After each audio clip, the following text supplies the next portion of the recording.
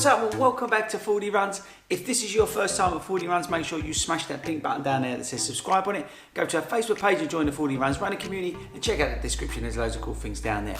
Right, so the Edinburgh Marathon.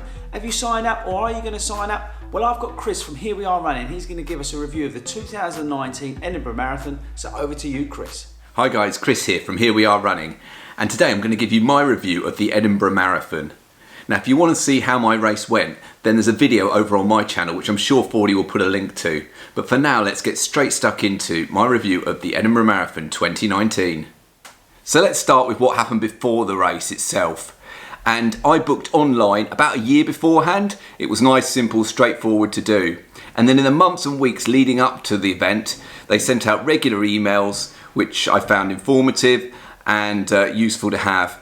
Then in the final week, they sent you your race pack in the post, which a lot of events don't do these days, especially for the big marathons. They expect you to go and pick it up from the expo or the event village. But with Edinburgh, they posted it out to you, so you had your race number. Then the final instructions, like where your baggage drop was, which wave you were in, the start area map, all that information, it was available online. You got sent an email to a link which had your personalised final instructions. So I was all really happy with the pre-event stuff. Now let's move on to race day itself. And to start with, well, let's talk about what happened at the start.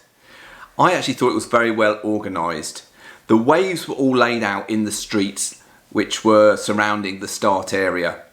And then you had different baggage lorries that were also in the streets near the wave that you were in, as well as banks of toilets. So there were queues for the toilets, there always are at every event, but actually the queues weren't too bad. I took advantage of the toilets quite early on before the start, needed to go again right near the start, and I left it till about 5 minutes beforehand. The queues had died down quite a lot, and I was in and out, ready for the start.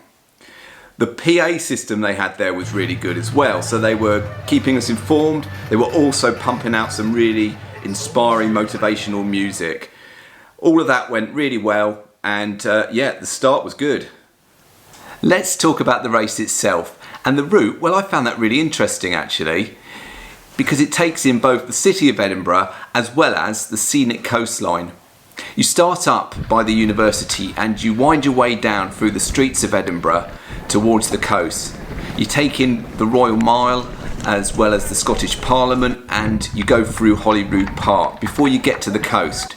You then run along the promenade, you go past Portobello out towards Musselburgh, and all of this time the support is really good.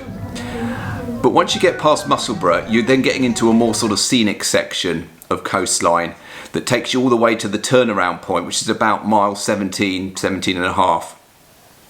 At that point, and along that coastline, it is quite quiet. The sport is quite patchy.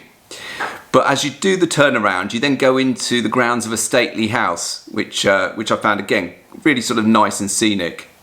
And then out from there, you're running back along the coastline towards the finish in Musselburgh. But because it is a coastal route, weather can play a part, and it certainly did in 2019, so check out my video to see what happened there. But you've got to take that into account, but I found it, yeah, a really nice, enjoyable course.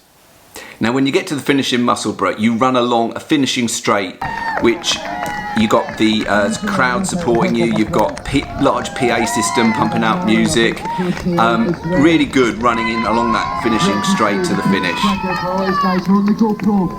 I found there were plenty of water stations along the route. Some of them, well, all of them provided water. Some of them also provided high five energy gels, so if that's the gel of choice, then you could get them en route. And something that probably you don't hear a lot about reviewed in races, first aid medical tents. I actually had to experience them for the first time, and I found the first aiders very good, and yeah, they basically got me across the finishing line. So what happened at the end? Well, at the end we received a goodie bag. It was actually a goodie box. It opened up and contained both some hot and cold gels that you could use. It also had a foil blanket, which on a cold day would have come in quite useful. and it contained your finisher's t-shirt as well.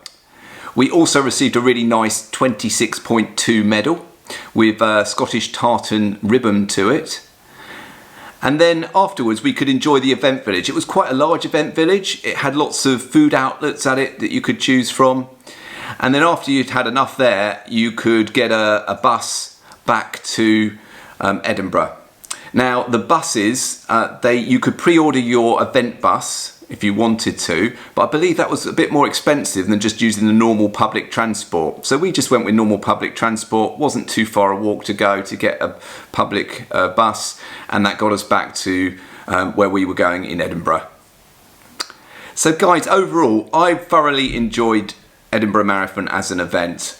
I think, as I say, the weather does play a little bit of a part to it, but if you're prepared for that, then yep, I'd highly recommend it. A really nice course, a well organised event, and I'd certainly like to come back and do it again another year. So guys, I do hope you found this review useful. Before I go, I just want to say a big thank you to Fordy for having me on the channel again. But for me guys, that's it for now. Goodbye. Thanks very much, Chris, for coming onto the channel. I really do appreciate it. And if you haven't subscribed to Chris's channel, make sure you check out the description. I'm going to put a link to his channel. Get over to that and subscribe as well, because he's got great stuff coming out on his channel as well. But that's it from me. I'll catch you guys later.